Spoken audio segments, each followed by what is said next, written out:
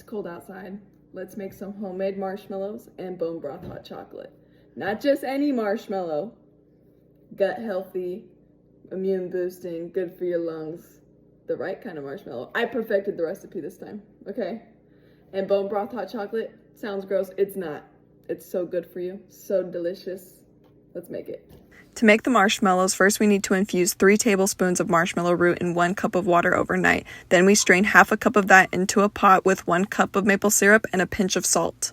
Let that sit on a low simmer and then add the last half cup of the marshmallow infusion into a mixing bowl with 1/4 cup of beef gelatin and let that sit and bloom while periodically mixing the hot mixture in the pot. You want the hot mixture to get to 240 degrees, which should take about 10 minutes. Once it hits 240 degrees, slowly pour it into the gelatin mixture that's in the mixing bowl. I left my mixing bowl on high, which will take about 15 minutes, so I got my parchment paper ready for the marshmallow mixture to go onto, and I added arrowroot powder and pure vanilla powder.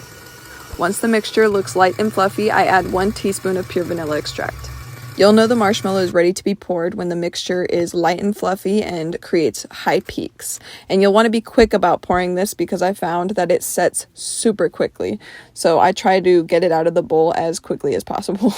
Then I add the same arrowroot powder and pure vanilla powder on top to lightly coat all of it so it doesn't stick to anything. Now, while I leave that to set, I'm going to start on my bone broth hot chocolate. I do 2 cups of bone broth with 3 cups of whole milk.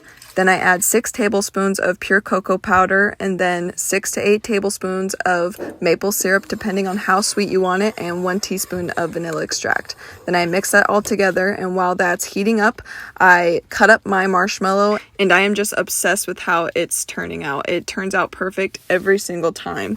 And then once it's all cut up, I make sure to coat each side with the powder so that they don't stick together. And they should stay good for up to 2 weeks in an airtight container. And they taste amazing. Taste test!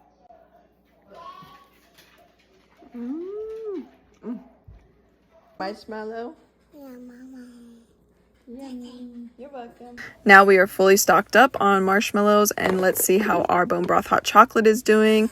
I like to take an inversion blender to mine to make it all nice and foamy, but that is completely optional.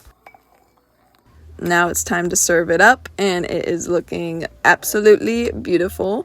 Can't forget to add our marshmallows, and let me tell you, these melt so beautifully.